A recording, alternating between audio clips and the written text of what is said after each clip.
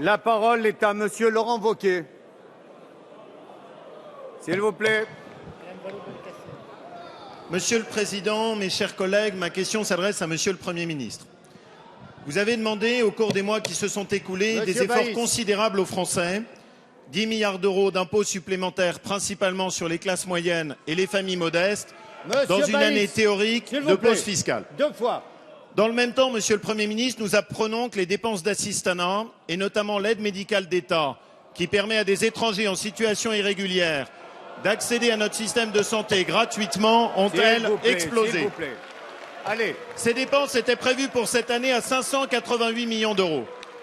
Elles ont explosé à 744 millions d'euros avec une augmentation de 25%. Et une augmentation, mes chers collègues, de plus de 10% du nombre de bénéficiaires. S'il vous plaît. Ceci est le fruit d'abus sans cesse plus importants sur lequel nous vous avions alerté, et notamment notre collègue Dominique Tian. À l'époque, Madame Marisol Touraine nous avait répondu de façon extrêmement arrogante en expliquant, je la cite, « Il n'y a pas de fraude, ce sont des fantasmes ». Où sont les fantasmes quand nous apprenons par exemple que certains sites Internet proposent rien que moins que des cartes d'aide médicale d'État payantes pour permettre à des étrangers irréguliers d'accéder gratuitement à notre système de santé. Ceci, vous y avez contribué en faisant sauter la franchise de 30 € qui permettait de responsabiliser.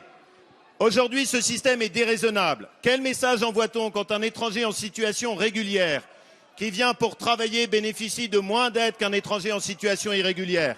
Quel message envoie-t-on quand un retraité, grâce à vous, devient imposable, alors que dans le même temps, l'étranger en situation irrégulière bénéficie de l'accès à notre système de soins?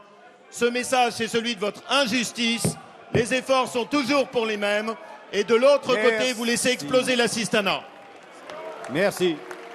Allez, s'il vous plaît, on se calme. On se calme. Madame Marisol Touraine, ministre des Affaires sociales et de la Santé, va répondre. Merci, Monsieur le Président, Mesdames et Messieurs les députés. Mais quel message envoie-t-on, Monsieur le député, quand on bafoue, comme vous le faites, les valeurs de la République, les valeurs de solidarité et d'humanisme, les valeurs qui fondent notre système de santé et qui font que notre système de santé doit être respecté? Mais où est l'arrogance, Monsieur le député? Où est l'arrogance lorsque, d'un geste de la main, vous balayez ces hommes et ces femmes qui sont confrontés à la maladie et qui ont besoin d'être soignés? Et je veux le dire, Monsieur le député, ce sont les médecins eux-mêmes, quels que soient leurs engagements par ailleurs, quelles que soient leurs convictions, qui disent, affirment et demandent qu'il faut soigner ces hommes et ces femmes suffisamment tôt pour éviter la contagion des maladies. Ce sont les médecins qui demandent à ce que l'on prenne en charge des malades qui sont porteurs de la tuberculose, par exemple, ou d'autres maladies infectieuses, pour que la population qui vit sur notre territoire soit protégée. Alors, Monsieur le député, la défense de nos valeurs, la protection de l'ensemble de ceux qui sont sur notre territoire n'exclut pas la lutte contre la fraude. Et cette lutte, nous la menons de manière déterminée. C'est cette lutte-là qui nous permet de faire en sorte que nos valeurs d'humanisme et de solidarité soient respectées.